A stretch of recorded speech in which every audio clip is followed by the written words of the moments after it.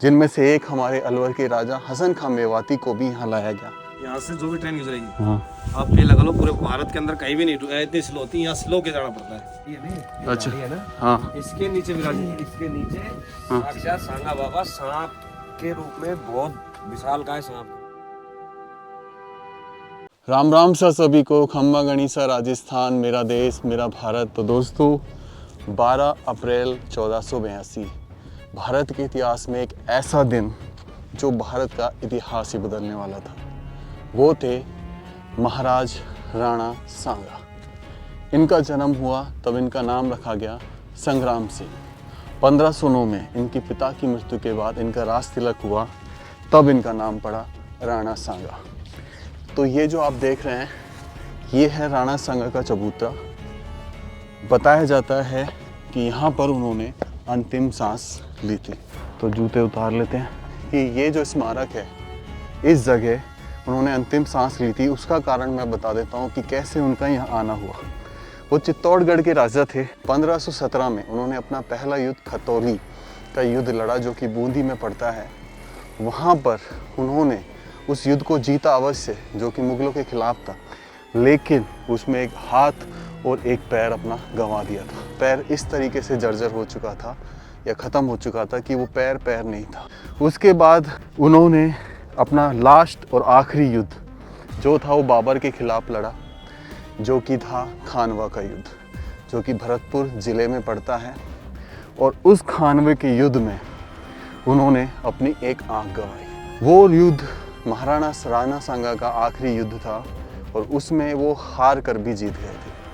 हार का सबसे बड़ा मुख्य कारण था कि बाबर पहली बार एशिया में, भारतवर्ष में कोई तोपों का इस्तेमाल कर रहा था। आर्टिलरी तोप बोलते थे, उसमें बम के गोले के जितने बड़े आग के गोले निकलते थे जब वो तोप चलती थी। और वो तोप ने जहाँ भी जाती थी वहाँ की टुकड़ी समाप्त साफ।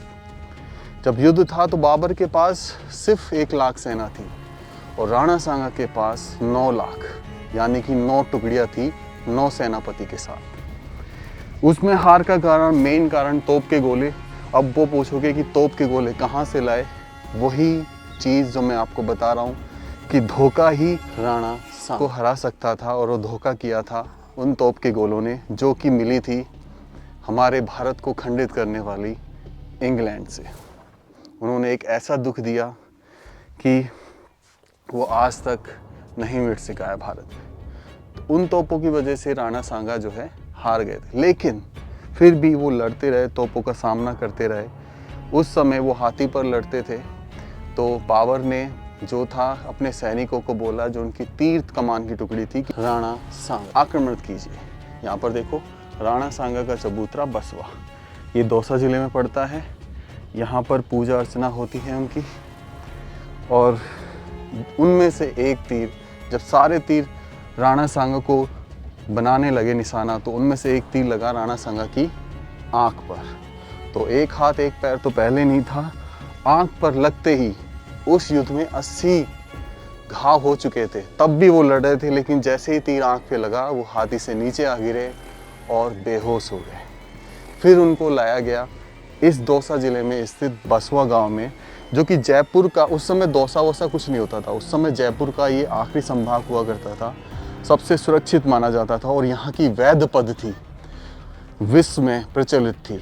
उनके साथ जितने भी सेनापति लड़े, जिनमें से एक हमारे अलवर के राजा हसन खां मेवाती को भी यहाँ लाया गया घायल अवस्था में। उनका इलाज हुआ और ये था कि इलाज होने के बाद राणा सांगा जो हैं स्वस्थ हो गए थे 30 जनवरी 1527 तक। तब उनको विचार आया कि अब दोबारा उन्हें बाबर के खिलाफ युद्ध छेड़ना चाहिए, लेकिन कुछ सेनापति ऐसे थे जो लड़ना नहीं चाहते थे, तो उन्हीं ने उनको जहर देकर मार दिया। और वो जगह थी जहाँ पर उन्होंने अपनी अंतिम सांस ली। कुछ दूरी पर, 200 मीटर की दूरी पर था यहाँ पे हसन खां मेवाती का भी चबूतरा बना हुआ है। उन्होंने भी अपनी अंतिम सांस यहीं ली। पृथ्वीराज कछुआ ने भी अंतिम सांस यहीं ली। ये वो सेनापति थे जो उनके साथ मिलके लड़े। आज दुख की बात यह है, महात्मा गांधी होते और उनका अगर ऐसा कोई अंतिम सांस का स्मारक वगैरह होता, तो शायद इस जगह की लोकेशन है, इस जगह का निर्माण कार्य जो है अलग ही दिखता है, लेकिन हमारे राणा सांगा के लिए कुछ भी नहीं है ऐसा। एक सिंपल सी जगह है, किसी ने बना दिया। आपको बताऊं सबसे बड़ी बात, इस चबूतरे को जब ये डबल फाटक हुआ था, डबल पटरी बिछाई जा रही थी, तब तोड़ने का प्रयास भी किया गया, लेकिन यहाँ से बांदीकुई में स्थित एक जो पार्षद जी थे, उन्होंने लड़ाई लड़ी और चबूतरा टूटने से बच गया। रिक्वेस्ट करूँगा हमारी राजस्थान सरकार से कि जो अब नई सरकार आई है, भजन लाल जी शर्मा जी, मैं छोटा सा नागरिक हूँ बोलने के लिए, तो कि इस जगह का निर्माण कार्य ऐसा हो कि लोग जब यहाँ आए तो उनको एक अलग ही दिखे कि ये वास्तव में ही वीर मेवाड़ के सबसे शक्तिशाली राजा राणा सांगा का चबूतरा है। यहाँ से जो भी ट्रेन गुजरेगी, हाँ, आप ये लगा लो पूरे भारत के अंदर कहीं भी नहीं इतनी स्लो होती, यहाँ स्लो के जाना पड़ता है। अच्छा। उसका मेन कारण रीजन क्या है कि इस चबूतरे के चक्कर में रेलवे लाइन में बहुत घुमाव दिया। चबूतरा- वंदे भारत ट्रेन जो है उसकी स्पीड आपको पता है कितनी है? हाँ हाँ। उसके बाद वो स्लो होकर निकलती है। अच्छा, ये जो घुमाव हम देख रहे हैं, हाँ? और ये पूरा घुमाव है, और वहाँ से ये घूम के आ रहा है गोलाई में। ये क्या टूटता पहले ही, लेकिन ये इसको तोड़ने नहीं दिया। ये वहाँ तक आ रहा था चबूतरा। ये यहाँ तक आ रहा था, लेकिन ये संघर्ष समिति बन के हम्म, और इसको तोड़ने नहीं दिया। ये वाली पूरी ट्रेनों, ये ट्रेन की पटरियों को ही घुमाना पड़ा है प्रशासन को। पूरा भारत में पहला केस है। पूरे भारत में पहला केस है जहाँ पे बिना तोड़फोड़ किए हुए तोड़े बिना पटरियों को घुमाया है। ट्रैक को घुमाया है। ये जो सेकंड पटरी बनी हुई जब हुआ है ना? हाँ, ये सेकंड लाइन डलेगी। अच्छा, है ना, हाँ इसके नीचे विराजित, इसके नीचे साक्षात सांगा बाबा सांप के रूप में, बहुत विशाल काय सांप के रूप में ये रहते मोटे हैं। है, इतना बड़ा मुंह है, ऐसा लगता है जैसे कोई पागड़ी बांध रखी हो। अभी कुछ दिन पहले यहाँ पे ये JCB मूंछें चली लंबी थी लंबी। काम के लिए, लेकिन वो एकदम ऐसे प्रकट हुए कि जेसीबी बंद करके जेसीबी वाला छोड़ के भाग गया जेसीबी को। मतलब इतना बड़ा सांप था? हाँ बिल्कुल। सिर पे सफेद पागड़ी की तरह, मूछें लंबी लंबी, और 5 मिनट के लिए उन्होंने सबको दर्शन दिए।